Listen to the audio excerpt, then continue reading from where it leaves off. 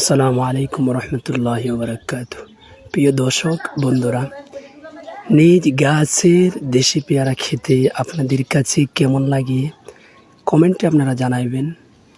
বাকি দেখেন আমার নিজের গাছের পেয়ারা, আলহামদুলিল্লাহ, মাশাআল্লাহ, আলহামদুলিল্লাহ। দেখতে অনেক সুন্দর, খেতে অনেক সুন্দর, মাশাআল্লাহ। অনেক সুন্দরভাবে পেয়ারাগুলো ধরেছে। এখন এই অসংখ্য পেয়ারার মধ্য থেকে কয়েকটি পেয়ারা আমি নিজ হাতে পেরে তার স্বাদকে অনুভব করব। আল্লাহ তাআলার যে নিয়ামতের খেয়ে শুকরিয়া আদায় করবো আল্লাহ তাআলার কাছে। দেখেন অনেক সুন্দর সুন্দর পেয়ারা আমাদের নিজের গাছের।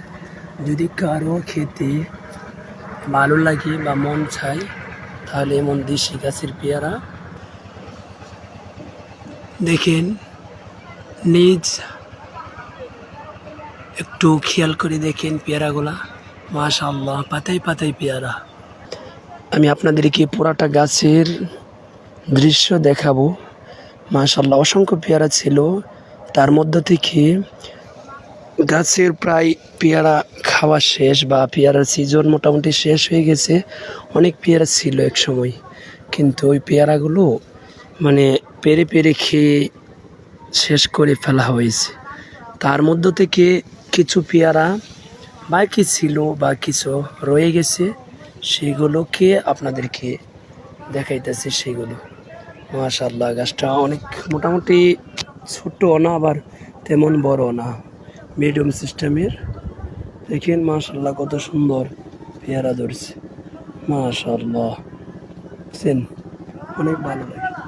মাশাআল্লাহ পেয়ারা, বুঝছেন, মাশাআল্লাহ অনেক স্বাদ। এই পেয়ারাগুলোর স্বাদটাই আলাদা। দেশি পেয়ারা খেতে কার কার ভালো লাগে এবং কার কার ভালো লাগে সকলেই কমেন্টে জানাবেন। মাশাআল্লাহ, সুবহানাল্লাহ, কত সুন্দর পেয়ারা, খেতে অনেক স্বাদ। পুরাটা গাছের নমুনা আমি দেখাইতে পারতেছি না, কারণ যেহেতু আমি গাছে এক হাতে আমার গাছের ঠাইল ধরা, আরেক হাতে ফোন ধরা, তার জন্য আমি পুরাপুরি দেখাইতে পারতেছি না। আসলে পেয়ারা মাশাআল্লাহ ভালো স্বাদ, অনেক স্বাদ। দেশি পেয়ারা তো মাশাআল্লাহ অনেক স্বাদ।